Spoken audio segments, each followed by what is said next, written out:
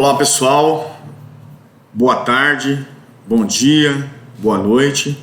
Eu não sei qual o horário que você poderá estar assistindo essa aula, mas eu quero desejar que tenha bons estudos.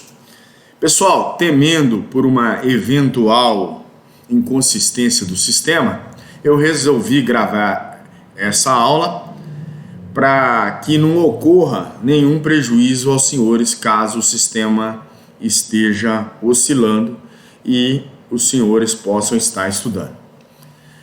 Meu nome é Odair, sou advogado aqui em Ouro Preto, atuo mais na área criminal, mas também lidou muito com a área trabalhista.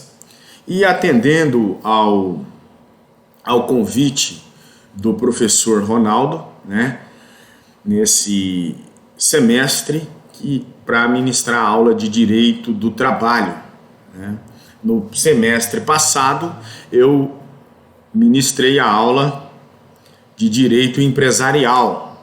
Como houve algumas reconfigurações na questão da ementa, e me passaram agora para estar ministrando Direito do Trabalho, a qual estarei juntamente com os senhores aprendendo aí, e transmitindo um pouco do conhecimento do trabalho. Num contexto, senhores, na nossa ementa, nós iremos trabalhar com a introdução ao direito do trabalho, a qual eu farei nessa aula, sobre a CLT, o direito do trabalho, conceito e evolução, o empregado e empregador, contrato individual, conceito e caracteres, alterações e dissolução, rescisão do contrato de trabalho, duração do trabalho, remuneração, salário, direito administrativo do trabalho, direito sindical, da justiça do trabalho, da previdência social, do processo trabalhista e acidente de trabalho. Atendendo às normas da faculdade, na questão do nosso plano de aula, será, a princípio, 4 pontos de trabalho e 6 pontos da prova, E aí, como agora nessa temática, tudo por videoconferência, cada aula eu estarei postando um exercício que valerá nota. Talvez será dispensado esse trabalho valendo 4 pontos e a gente pode atribuir a cada aula uma pontuação para que com a resolução dos exercícios que postaremos, tá certo? Pessoal, doutrinadores que me foi recomendado, que eu recomendo aos senhores, nós temos Sérgio Pinto Martins, que é o clássico do direito do trabalho, Mas tem outros doutrinadores que surgiram no decorrer da caminhada trabalhista, que é o curso de Direito do Trabalho de Carlos Henrique Bezerra Leite, de 2019, Direito do Trabalho de Francisco Ferreira e Gilberto de Quadros, de 2019, e Maurício Godinho Delgado, de 2019, também curso de Direito do Trabalho, Então nós estaremos usando esses doutrinadores aí. 1h30 usaremos um, outra hora usaremos outros e citaremos no decorrer das nossas matérias também. Pessoal, para vocês, direito que estão fazendo o curso de administração e também de contabilidade, ou os dois ao mesmo tempo, é de suma importância essa matéria. Pelo seguinte fato, direito do trabalho, igualmente, eu ministro também na faculdade aí, as aulas de direito penal. É uma matéria que lidamos no nosso dia a dia. Por isso há essa importância do direito do trabalho. Só para que os senhores tenham conhecimento, eu, quando iniciei na carreira acadêmica, logo eu iniciei em administração de empresa, E no decorrer da minha caminhada, eu migrei para o direito, fui até o 3º período do curso de Direito de administração de empresa e migrei para o direito. Então, eu vejo a grande importância, foi de suma importância eles terem trazido essa matéria para os senhores. Pessoal, também os vídeos são bem caseirão, temos muita dificuldade, até porque eu estou usando material próprio, né? Não é um estúdio de gravação, não temos vários equipamentos, quadros, coisas do gênero. Estou dentro do meu escritório para transmitir essa aula aos senhores, tá? Mas assim, dado essas considerações, nós vamos adentrar na nossa matéria, que é o objeto da nossa matéria aqui, que é Direito do Trabalho. Senhores, nessa parte introdutória, nós iremos falar sobre a história do direito, né? Por quê? Que ao se examinar o direito do trabalho, há uma necessidade de nós lembrarmos da sua gênese, da sua inicial, do desenvolvimento no decorrer do tempo. Por que isso? Como também com os novos conceitos e instituições que foram surgindo com o passar dos anos. Atualmente, nós temos uma nova roupagem desse direito do trabalho pelo fato da existência dessa pandemia que houve no mundo, onde várias empresas até fecharam as portas na questão, nesse cunho, nesse viés do direito do trabalho. E o direito, ele tem uma realidade histórico-cultural, não admitindo o estudo quaisquer de seu ramo sem que se tenha a noção do seu desenvolvimento, né, dinâmico no transcurso do tempo. À luz da história, nós vamos ver, senhores, e compreender com a mais acuidade os problemas atuais, projeções que podem ser alinhadas com base no que se fez passando, né? E aí nós vamos dizer que é impossível ter o exato conhecimento do instituto jurídico sem se fazer o seu exame histórico. Suas origens, a sua evolução, os aspectos políticos ou econômicos que os influenciaram. E ao analisar o que pode acontecer com o futuro, é preciso estudar e compreender o passado, estudando o que ocorreu no curso do tempo. E aí Heráclito já dizia que o homem que volta a banhar-se no mesmo rio, nem o rio é o mesmo rio e nem o homem é o mesmo. O tempo passa, as coisas não são exatamente iguais ao que querem.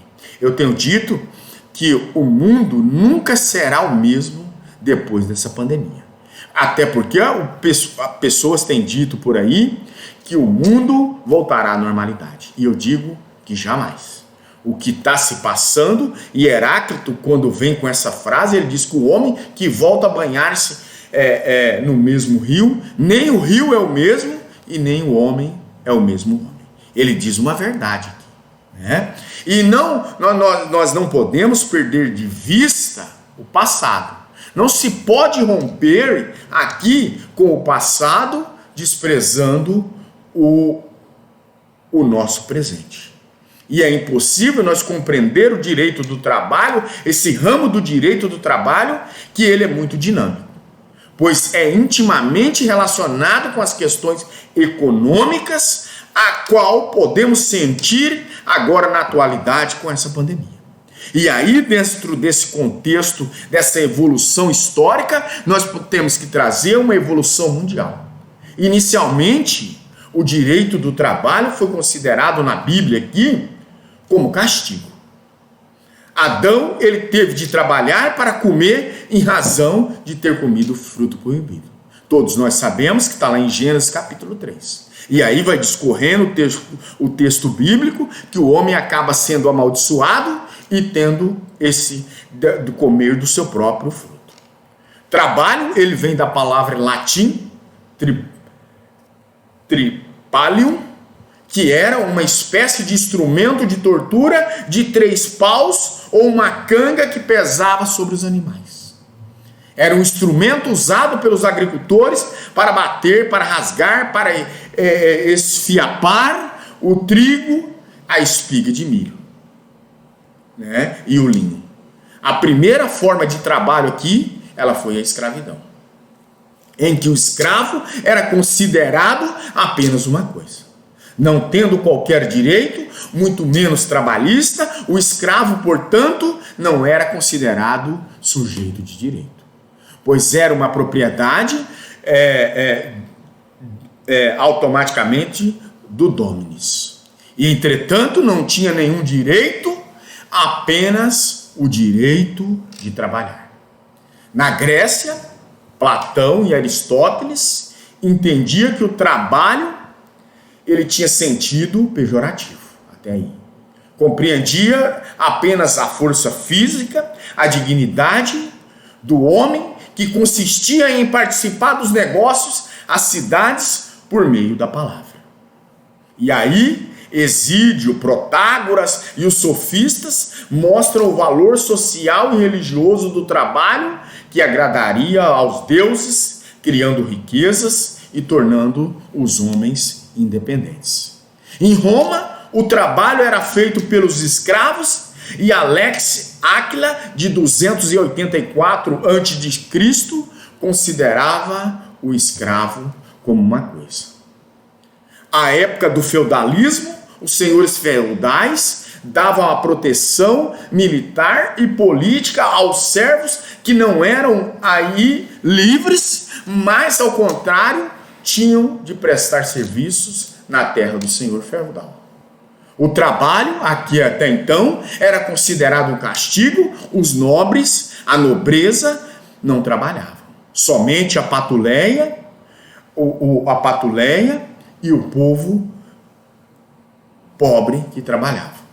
Num terceiro plano, são encontradas as corporações de ofício, em que existiam 3 personagens: os mestres, os companheiros e os aprendizados.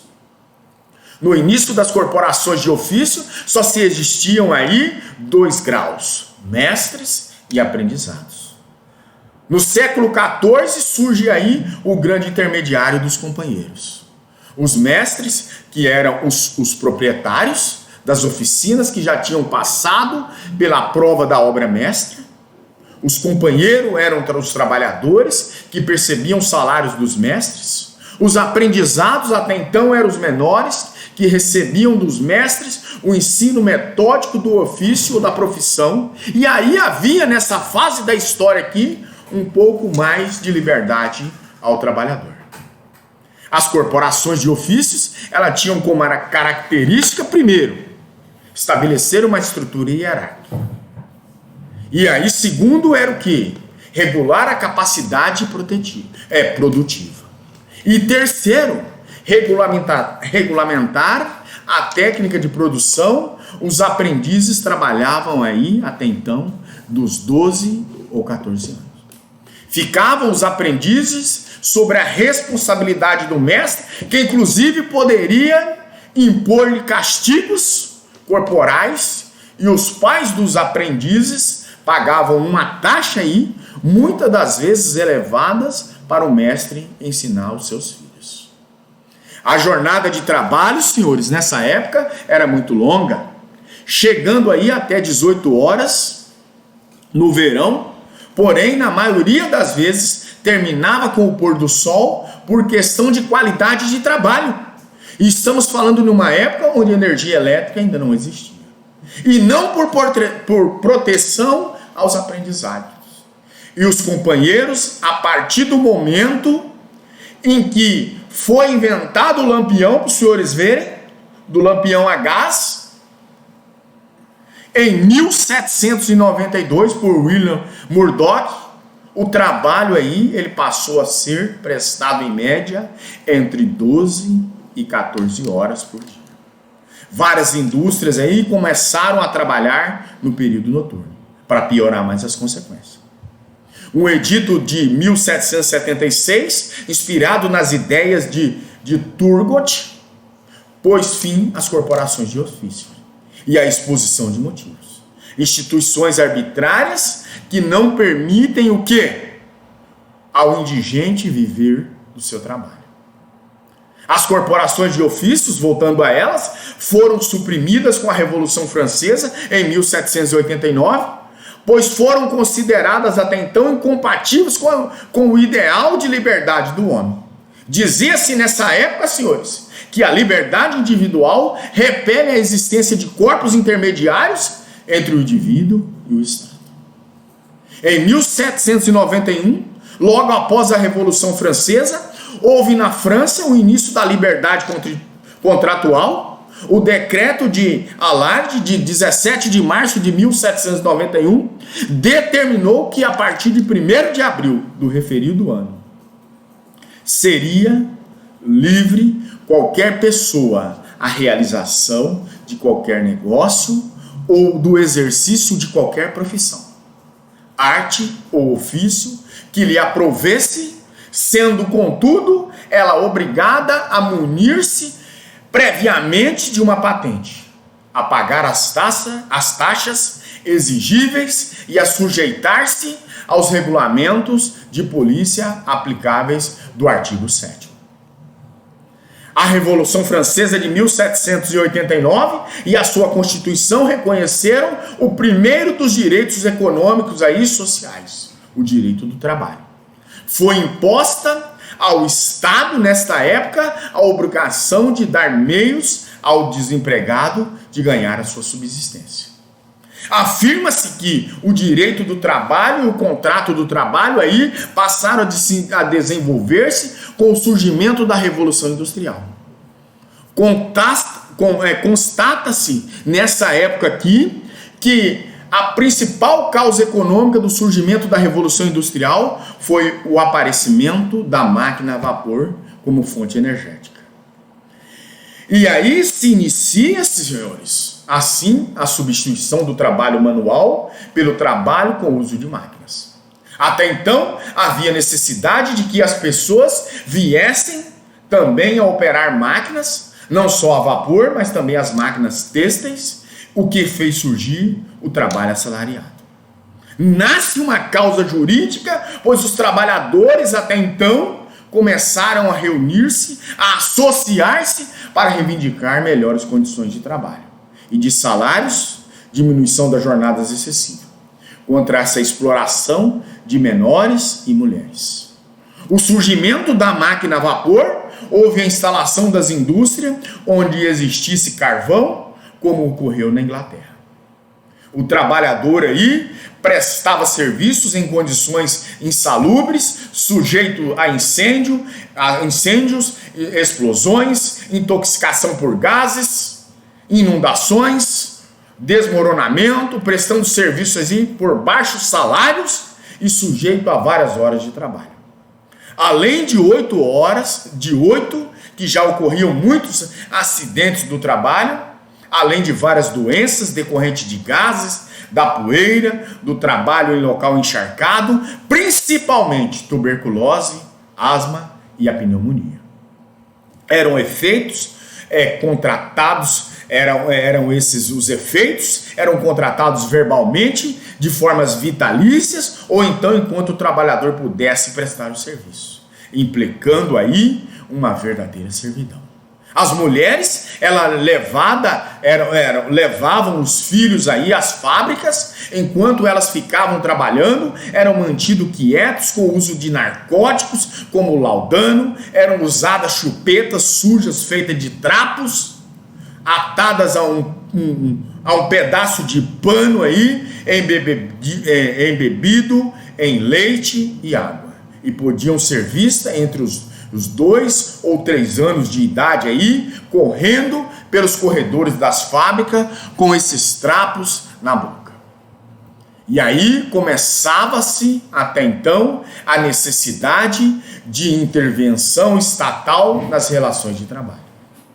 A ponto de serem, senhores, exigidos serviços de jornadas excessivas para menores e mulheres de mais de 16 anos por dia, ou até o pôr do sol, pagando metade ou menos dos salários que eram pagos aos homens. Hoje, graças a Deus, tem uma Constituição Cidadã, onde nessa Constituição Cidadã diz que ninguém pode ganhar menos que um salário mínimo.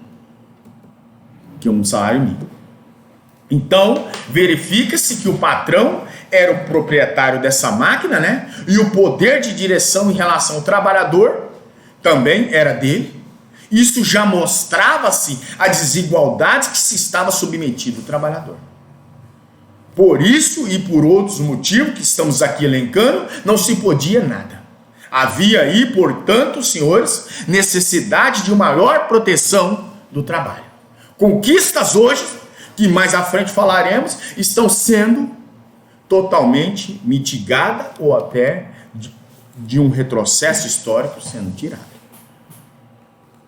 Passa-se, portanto, a ver aí a necessidade de um intervencionismo do Estado, principalmente para realizar o bem-estar social, para melhorar as condições de trabalho. E o trabalhador, ele passa a ser protegido juridicamente e economicamente, até então. E a lei Piel, de 1802, na Inglaterra, ela pretendeu dar um amparo aqui aos trabalhadores, disciplinando o trabalho dos aprendizes paroquianos nos moinhos e que eram entregues aos donos das fábricas. A jornada de trabalho aí ela foi limitada em 12 horas, excluindo-se os intervalos para a refeição. O trabalho não poderia iniciar antes das 6 horas da manhã e terminar até às 21 horas. Deveriam ser aqui até então observadas normas relativas à educação e à higiene. Em 1919, foi aprovada a lei tornando ilegal o emprego de menores de 9 anos. Na França, em 1803, foi proibido o trabalho de menores em minas. Em 1814, foi vedado o trabalho aos domingos e feriados. Em 1839, foi proibido o trabalho de menores de 9 anos. E a jornada de trabalho era de 10 horas para os menores de 16 anos. A máquina de coser foi inventada em 1830 por Timoner. Com essa máquina, uma mulher fazia o trabalho de 6 ou 7 pessoas. Na Espanha, as leis de 24/7/1873, a de 26/7/1818 e a lei de 13/3/1900 estabeleciam aí uma limitação do trabalho dos menores. E as leis de 13/3/1900 e de 20/12/1912, as mulheres aí, essa lei de 24/7/1873 e a lei de 3/3/1904 estabelece o descanso semanal. Então, olha a evolução onde nós estamos chegando. Na França, as leis de 19 de março e de 2 de novembro de 1874 estabelecem aí o regime jurídico da proteção do trabalho e das mulheres e das crianças. A partir de 1880 passou-se aí a ser utilizada a eletricidade. Em consequência, as condições de trabalho tiveram de ser adaptadas. O Estado estava atuando aí para a manutenção da ordem pública, não intervinha nas relações privadas e acarretava a exploração do homem pelo próprio homem. O trabalho, para ser considerado, o trabalho até então era considerado mercadoria. Como havia uma oferta de trabalhadores e pouca procura, o empregado aceitava as condições impostas pelo patrão, recebendo salários ínfimos e trabalhando 15 horas por dia, sem descanso e sem férias. A história do direito do trabalho, senhores, ela identifica-se com a história da subordinação, do trabalho subordinado. Verifica-se aqui que a preocupação maior é com a proteção do hipossuficiente como empregado típico. Em 1º de maio de 1886, em Chicago, nos Estados Unidos, os trabalhadores não tinham garantias trabalhistas. Nesse dia, a política aí entrou em choque, né? A polícia entrou em choque com os grevistas. Uma pessoa não identificada jogou uma bomba na multidão, matando 4 manifestantes, 3 policiais. 8 líderes aí são trabalhistas foram presos e julgados responsáveis. Um deles se suicidou na prisão. Posteriormente, os governantes e os sindicatos resolveram escolher o dia 1º de maio como dia do trabalho. Então, senhores, toda conquista ela é adquirida com sangue. E aí, senhores, nos Estados Unidos e na Austrália, o dia do trabalho é considerado a primeira segunda-feira de setembro, do chamado Labour's Day. A igreja tem a sua função primordial nessa prima facial do direito do trabalho. A igreja também passa a se preocupar com o trabalho subordinado e a doutrina social. Dom Rendo, bispo de Anek, enviou um texto ao rei de Sardenha em 15 de novembro de 1845, denominado Memorial sobre a questão operária, afirmando que a legislação moderna nada fez pelo proletariado. A legislação do trabalho é o resultado da reação contra a exploração dos trabalhadores pelos empregadores. Os proletariado é o trabalhador, o proletariado é o trabalhador que trabalha nas jornadas extensas, de 14 a 16 horas. Morava em condições subhumanas, tinha muitos filhos e recebia salários ínfimos. A encíclica Rerum Novarum, coisa que significa coisas novas, de 1891, do Papa Leão XIII, pontifica uma fase da transição para a justiça social e traçando regras aqui para a intervenção estatal na relação entre trabalhador e patrão. O direito do trabalho ele surge para limitar os abusos do empregador em explorar o trabalho para modificar condições de trabalho. A partir do término da Primeira Guerra Mundial, surge o que podemos chamar, que pode ser chamado de constitucionalismo social. A primeira constituição que tratou do tema foi a do México, de 1917. A segunda constituição a versar sobre o assunto foi a de Weimar, de 1919. Disciplinava a participação até então dos trabalhadores nas empresas, autorizando a liberdade de colisão dos trabalhadores. E tratou também da representação dos trabalhadores na empresa. A Constituição do Direito do Trabalho, a partir de 1917, ela mostra a passagem do Estado liberal para o Estado social. Surge o Tratado de Versalhes de 1919, prevendo a criação da Organização Internacional do Trabalho, que é chamada OIT, que iria incumbir-se se proteger das relações entre desempregados e empregadores no âmbito internacional, expedindo aí convenções e recomendações nesse sentido. Henry Ford, grande percussor do direito do trabalho, ajudou muito para o direito do trabalho, ele criou uma linha de montagem na indústria automobilística por meio da esteira móvel e acabou incentivando o aumento de salários para que seus empregados comprassem também os automóveis que ele fabricava. Observe-se aí que há um jogo de interesse. O Fordismo seria a aplicação do Taylorismo em grande escala. Tinha as seguintes características: adotava um sistema generalizante que não era especialista em determinada matéria. Havia estratificação dos níveis hierárquicos na empresa. Partia-se até então do pressuposto das autossuficientes, pretendendo atingir os mercados nacionais e não os mercados globais, como ocorre hoje. Envolvia aí, até então, o desenvolvimento de longa maturação, fazendo estoques de insumo e matérias-primas e havia um número muito grande de trabalhadores, com pagamento de baixos salários. Na Itália, até então, aparecia a carta del Lavoro, de 1927, instituído pelo sistema corporativista fascista, que inspirou outros sistemas políticos, como os de Portugal, Espanha e especialmente o nosso Brasil. O corporativismo, até então, ele visa organizar essa economia em torno do Estado, promovendo o interesse nacional, além de impor regras a todas as pessoas. O Estado, até então, interferia nas relações entre as pessoas com o objetivo do poder moderador e organização de uma sociedade.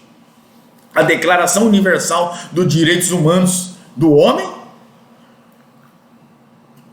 de dezembro de 1948, prevê alguns direitos dos trabalhadores, como limitação razoável do trabalho, férias remuneradas, periódicas e repouso e lazer e etc.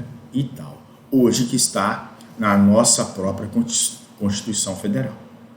O neoliberalismo, ele prega que a contratação e os salários de trabalhadores devem ser regulados pelo mercado, pela lei que oferta-se à procura, e o Estado deve deixar de intervir nas relações trabalhistas, que seriam reguladas pelas condições econômicas. Entretanto, o emprego não é igual ao empregador e, portanto, necessita de proteção. Surge uma nova teoria pregando a necessidade de separação entre o poder econômico e o social. O que, verificando aqui, hoje na Constituição de 1988, que não mais trata dos dois temas de forma reunida, mas separadamente. Da mesma forma, ela preconiza se um Estado liberalista, com menor intervenção nas relações entre as pessoas. Os direitos, aqui, senhores, até então, vai se havendo uma classificação dos direitos de gerações em gerações. E os direitos de primeira geração aqui, eles são empregados e dentro de um constitucionalismo de geração, são aqueles que pretendem valorizar o homem, assegurar liberdades abstratas que formariam o quê? A sociedade civil. E os direitos de segunda geração são os direitos econômicos, sociais e culturais, bem como os direitos coletivos das civilizações, e os direitos hoje de terceira geração são os que pretendem proteger, além do interesse do indivíduo, as relações de meio ambiente, ao patrimônio, ao direito comum da humanidade, à comunicação, à paz e uma melhor, seria falar em fases que são conquistadas de direito. E hoje nós temos inúmeras outras gerações de direitos que estão elencadas na Constituição Cidadã, a qual nós vivemos na sua vigência. Dentro desse procedimento, desse processo histórico que nós tivemos, senhores, é de extrema valia também nós falarmos, né? Porque se nós fizemos um apanhado pelo mundo nessa evolução histórica. Então, é louvável também eu trazer para os senhores, nessa aula primária, nessa primeira aula, a evolução do direito do trabalho no Brasil. E aí, senhores, nós vamos ver que inicialmente as constituições brasileiras, elas versavam apenas sobre uma forma do Estado, o sistema de governo, e posteriormente passaram-se a se tratar dos ramos do direito, especialmente o direito do trabalho, como ocorre hoje na nossa Constituição, tá certo? E aí nós vamos fazer esse apanhado, né? E a primeira delas é a Constituição de 1824. Ela tratou de abolir até então as corporações de ofício, que tanto nós falamos, e muito bem tratadas sobre elas lá no direito empresarial. Essas corporações de ofícios, elas traziam até então na Constituição de 1824, no artigo 179, inciso 25, pois deveria haver o quê? Uma liberdade do exercício de ofícios e de profissões. Por aqui até então, até para que os senhores entendam, seria o quê? O marceneiro, aquele que tivesse aprendido diretamente com um marceneiro, e não teríamos hoje a forma que nós temos de aprender em locais acadêmicos. Eu teria que trabalhar até então com um marceneiro, ou vice-versa, né? Ou determinada outra profissão. Para que eu fosse pedreiro, eu teria que trabalhar com um pedreiro. Então, assim, consequentemente. E a lei do ventre aqui, do ventre livre, ela vem e dispõe que a partir de 28 de 9 de 1871, os filhos de escravos nasceriam livres. E o menino aqui ficaria sob a tutela do senhor ou da sua mãe até o 8º aniversário, quando o senhor poderia optar entre receber esse menino uma indenização do governo ou usar trabalho do menino até os 21 anos completos. Em 28 de 9 de 1885, foi aprovada a Lei Saraiva-Cotegipe, chamada Lei dos Sexagenários, né? Libertando os escravos com mais de 68 anos. E aí os senhores sabem que um dos marcos, em 1º de 5 de 1888, foi assinada pela princesa Isabel a Lei Áurea, a Lei número 3.353, que abolia a escravatura, tá certo? E até então, né, deu a liberdade para nós, os negros. Reconheceu aí a Constituição de 1891 a liberdade de associação no parágrafo 8º do artigo 72, que tinha à época caráter, tinha um caráter até então genérico, determinando que todos era lícito a associação e reunião livremente e sem armas, não podendo aqui até então a polícia intervir, salvo para manter a ordem pública.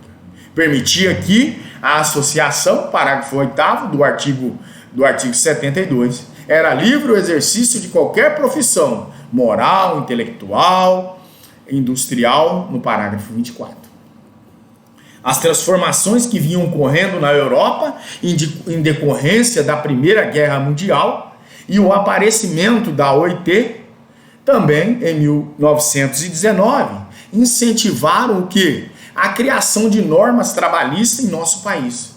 Existiam muitos imigrantes no Brasil que eram de origem a movimentar os operários, né? E aí esses imigrantes, né, chegou numa boa hora, porque eles tinham coragem, reivindicando o que? Melhores condições de trabalho, de salários, e começava aqui a surgir uma política trabalhista idealizada por até então o governo da época, Getúlio Vargas, em 1930.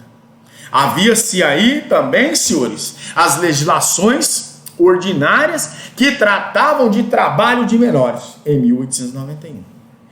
Da Organização de Sindicatos Rurais, de 1903, e urbanos, né, também 1903, né, e urbanos era de 1907, de férias e etc. O Ministério do Trabalho, a Indústria e Comércio foi criada em 1930. E aí, até então, e várias outras expedições de decretos a partir dessa época, né, sobre profissões, trabalho das mulheres, 1932, salário mínimo, 1936, justiça do trabalho em 1939, e aí por diante. Getúlio Vargas, ele vem e edita a legislação trabalhista, em tese, para organizar o mercado de trabalho, né, em decorrência da expansão da indústria, e realmente o seu objetivo até então era controlar os movimentos trabalhistas do momento. A Constituição de 1934 é a primeira, senhores, Constituição brasileira a tratar especificadamente do direito do trabalho. e a influência do constitucionalismo social, que em nosso país só veio a ser sentida em 1934. Garantia da liberdade sindical, isonomia salarial, salário mínimo, jornada de 8 horas de trabalho, proteção do trabalho das mulheres e menores, repouso semanal, férias anuais remuneradas e aí por diante. A Carta Constitucional de 10/11/1937 marca uma fase intervencionista do Estado. Decorrente do golpe de Getúlio Vargas, era uma Constituição de cunho eminentemente corporativa, inspirada na Carta de Lavoro de 1927 e na Constituição polonesa, a Constituição conhecida como a polaca. E no seu próprio artigo 140 dessa referida carta, era claro o sentido de que a economia era organizada em corporações, sendo consideradas órgão dos Estados, exercendo função delegada do poder público. A Constituição de 1937, ela institui o sindicato único, imposto por lei, vinculando ao Estado, exercendo funções delegadas do poder público, podendo até então ser uma intervenção estatal direta em suas atribuições. Foi criada aí o imposto sindical como uma forma de submissão das entidades de classe do Estado, pois até então participava do produto e da sua arrecadação. A greve e o lockout foram considerados recursos até então antissociais, nocivos ao trabalho e ao capital, e incompatível até então com os interesses da produção nacional. Em razão disso, havia a imposição de condições de trabalho pelo poder normativo nos conflitos coletivos de trabalho. Essas regras foram de forma copiadas literalmente da Carta de Del Lavoro, a essa carta italiana.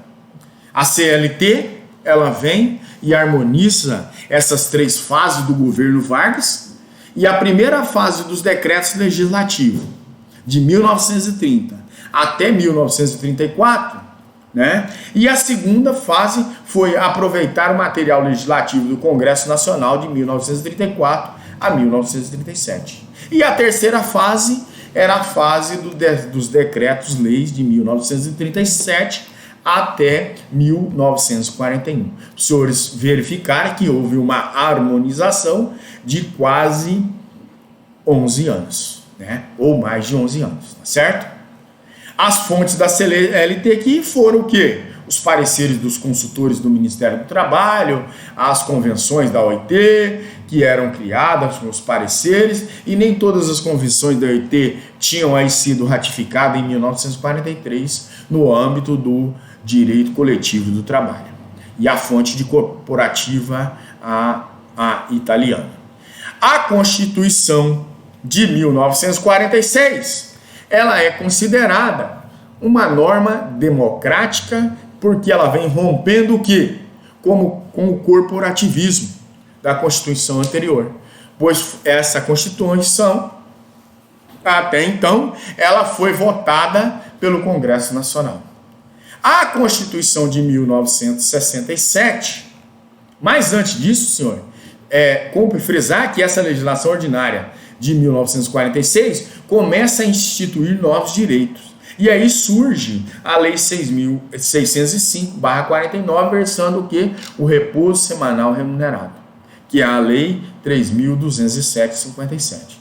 Tratando aí das atividades dos empregados, dos vendedores, dos viajantes, dos pracistas e assim por diante, instituindo aí o 13º salário, tá? Que é a Lei 4.266 de 1963, e que criou o salário família também, E aí, senhores, a Constituição de 1967, ela manteve todos os direitos trabalhistas estabelecidos nas constituições anteriores sobre o trabalho dos empregados domésticos.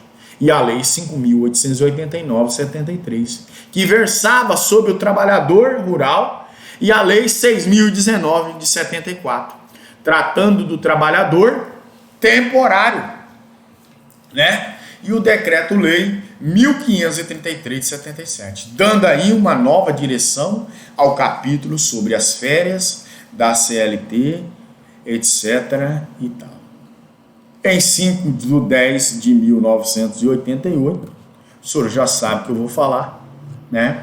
Que foi aprovada a atual Constituição Federal, a Constituição Cidadã, aprovada pelo até então congressista Ulisses Guimarães. Que Deus sabe onde ele está. Porque o avião, quando ele estava vindo, caiu no mar e não achou nem os pedaços dele. Então, pormenores à parte, a Constituição Cidadã de 1988 trata de direitos trabalhistas nos artigos 7º até o 11º.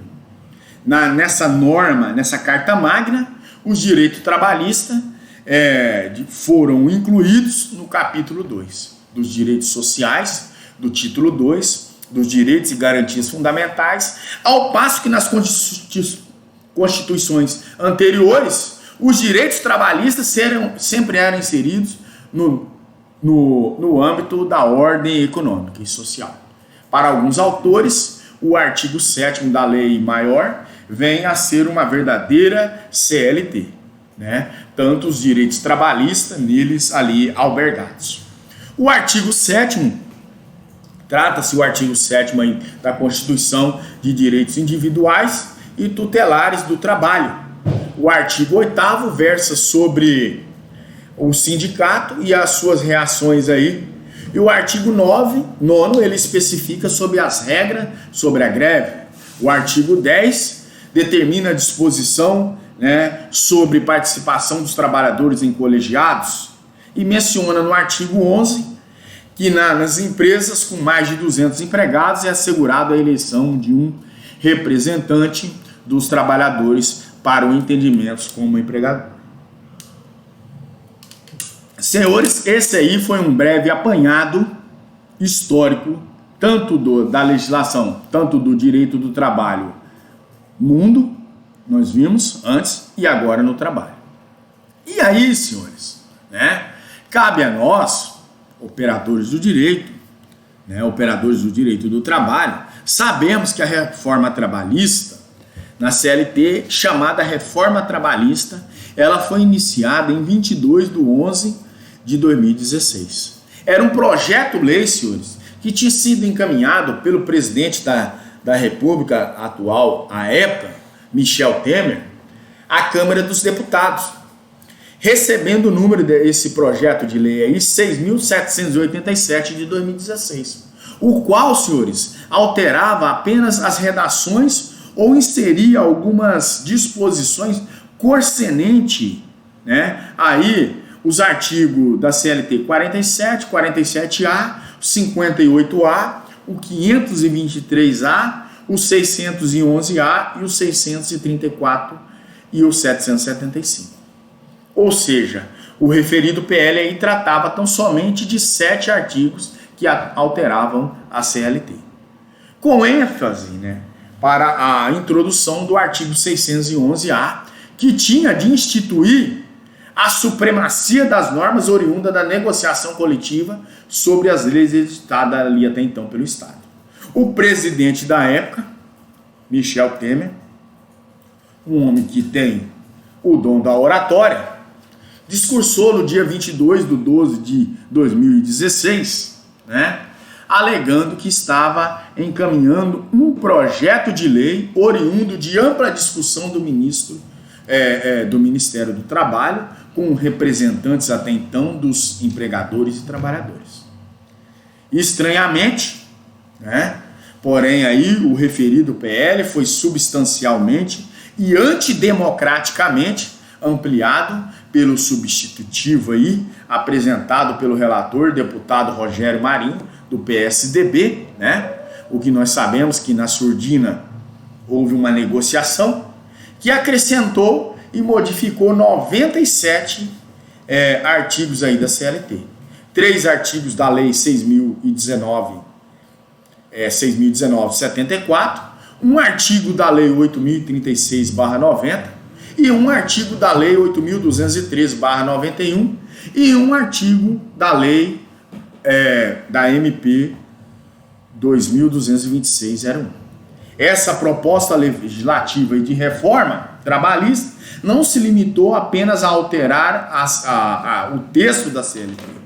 Na verdade, sobre os argumentos da necessidade de modernização das relações trabalhistas, ela instituiu aí 3 princípios de proteção ao capital, que era o quê? A liberdade, a segurança jurídica e a simplificação.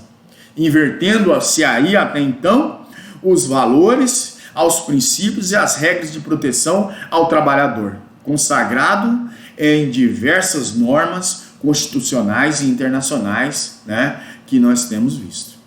Eu quero aqui tecer a minha opinião, que com todo este limiar, senhor, histórico do direito do trabalho, vimos aqui que com a aprovação da Lei 13.467, que falaremos dela posteriormente, posso lhes dizer que houve um retrocesso histórico para o direito do trabalho. E a reforma trabalhista, ela é feita, ela foi feita pela lei, essa lei que eu disse aos senhores, que por outrora disse o nome, o número 13.467 de 2017, ela foi aprovada em 13 de julho de 2017. Ela foi vigorante em 11 de dezembro do mesmo ano. Ela implementou inúmeras medidas de desregulamentação e de flexibilizações trabalhistas. No plano de desregulamentação trabalhista, podemos citar aqui, a título meramente ilustrativo, né, senhores? A exclusão do conceito a tempo em disposição, e vários lapsos temporais aí que o trabalhador já se encontra dentro desses limites físicos aí de estabelecimento. Introdução da prescrição intercorrente no processo de execução trabalhista. Trouxe também a exclusão da natureza salarial dos intervalos trabalhistas. Trouxe também a exclusão da natureza salarial de distintas parcelas contratuais trabalhistas. Inúmeras situações de exacerbação do poder empregatício do empregador na relação de emprego. Criação do contrato de trabalho intermitente. E aí, senhor, vai descambando. Igualação jurídica de dispensas individuais, plurismas e coletivas. Permissão para pactuação de arbitragem nas relações do trabalho. Permissão para celebração do termo anual de quitação de obrigações trabalhistas. Alargamento e maior desregulamentação da terceirização trabalhista e diversos outros preceitos que poderiam aqui ser acrescentados. Mas o material que eu já postei para os senhores, tem lá, e os senhores dando uma boa lida, vai entender que essas 22 regras supramencionadas já conferem uma clara dimensão aqui do acanhamento e das restrições impostas ao direito do trabalho, na questão que eu quero dizer aos senhores, no tocante à regulação das relações trabalhistas pela Lei 13.467 de 2017. Naturalmente, senhores, diversos desses dispositivos, eles podem vir até a sua inconstitucionalidade ou a inconvencionalidade, né, o qual, no decorrer do semestre, será objeto de uma melhor análise para os senhores. Tá certo? Então, ficaremos nessa primeira aula aqui, né, que será postada, sobre essa evolução histórica do direito do trabalho, que havia essa necessidade, né? Até porque os senhores terão contato com essa matéria nesse semestre, e no decorrer da vida eu creio que cada um aqui, se nós tivéssemos a oportunidade de estarmos em sala de aula, seria falado, cada um já teve o seu contato com o direito do trabalho, ou trabalhando ou tendo alguém que trabalha para si, e assim vice-versa, tá certo? Eu peço a compreensão de todos, estou disponível aí para estar tirando eventuais dúvidas, tá certo? À noite, né, eu creio, o bondoso Deus, se o AVA não tiver nenhuma consistência, como eu disse, ou se tiver tendo inconsistência, nós estaremos gravando as demais aulas. Na próxima aula, senhores, nós vamos entrar na denominação de direito do trabalho, vamos falar sobre legislação trabalhista, direito operário e assim por diante. E veremos inúmeros outros assuntos aí, e os que os senhores tiverem dúvida vão perguntando, que nós vamos no decorrer das aulas estar tirando, tá certo? Eu agradeço a compreensão, né, de todos. Como eu disse, a gravação da aula, ela não tem nenhum cunho aqui de profissionalismo nesse sentido, são amadoras, né? Eu agradeço e peço a Deus que esteja cada vez mais nos sustentando, tá certo? Nessa época de pandemia. Muito obrigado a todos.